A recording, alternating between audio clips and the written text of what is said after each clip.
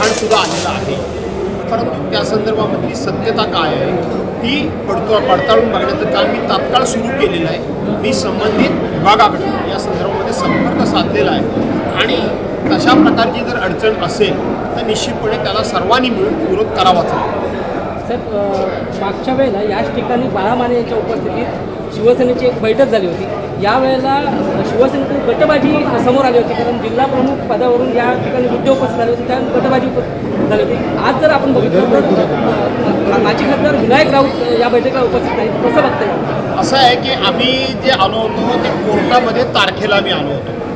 ते मागच्या वेळेला इथं आम्ही एक सभा घेतली होती. आमचे मित्र वैभव नाईक यांना ACBने जे नोटीस दिलं होतं अन्यायकारक, त्याच्या विरोधात सभा घेतली होती आणि त्या सभेमध्ये आमच्याबद्दल खोट्या नाट्या तक्रारी करण्यात आलेल्या होत्या आणि म्हणून त्या संधीचा फायदा घेऊन आजच्या तारखेला आमचे मित्र वैभव नाईक यांनी आम्हाला बैठकीला बोलवलं, या सभेला बोलवलं. त्याचा फायदा निश्चितपणे उद्याच्या निवडणुकीला होईल आणि त्यांनी निवडून आलेले जे सदस्य आहेत नगरसेवक त्यांचा सत्कार ठेवला आणि समाजासमोर एक आदर्श ठेवला की तुमचं देखील अशाच पद्धतीनं कौतुक होईल, पक्षाकरता काम करा.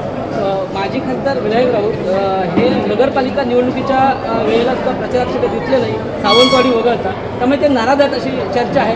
काय सांगा? मला माहीत नाही की ते नाराज आहेत की खुश आहेत, हे मला काहीच माहीत नाही या विषयातला. दुसरी गोष्ट ते इकडे फिरकले की नाही फिरकले त्याची माहिती घेतो आणि तुम्हाला सांगतो.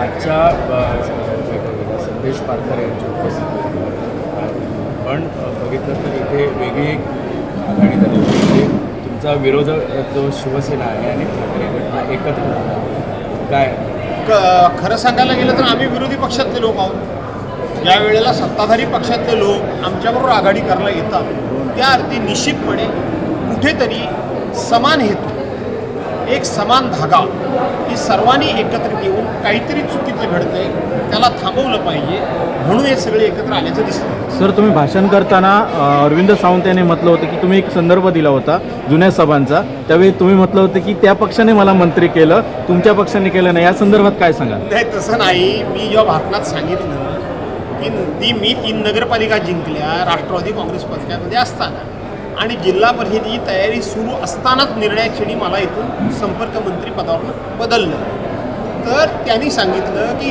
ह्या पक्षाला नाही त्या गेल्या पक्षाला. आता गमतीचा भाग मी म्हटलं त्याच पक्षानं मला मंत्रिपद दिलं होतं.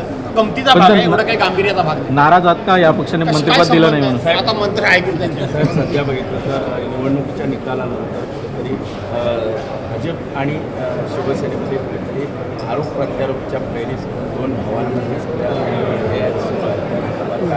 मी सांगू का, त्या दोन्ही भावांबद्दल मला काही बोलायची इच्छा नाही. पक्षाबद्दल म्हणत असाल तर त्यांनी एकनाथ शिंदेना कट टू साईज करायचं भाजपनं ठरवलेलंच आहे, पण एकनाथ शिंदे मला असं वाटतंय की भविष्यात त्यांच्या दबावाखाली येतील असं वाटत नाही. मुंबई महापालिकेच्या भारतीय जनता पार्टीला जिथे गरज असेल तिथं ते त्यांना जवळ घेतात, जिथे गरज नसेल आपली ताकद असेल तिथं मात्र मित्रांना जवळ घ्यायचं नाही. म्हणजे माझं ते तुझं, माझं ते माझं आणि तुझं पण ते माझंच, ही भारतीय जनता पार्टीची सवय आहे. साहेब, 2 अधिवेशनं झाली मात्र विरोधी पक्षनेता जाहीर केला नाही.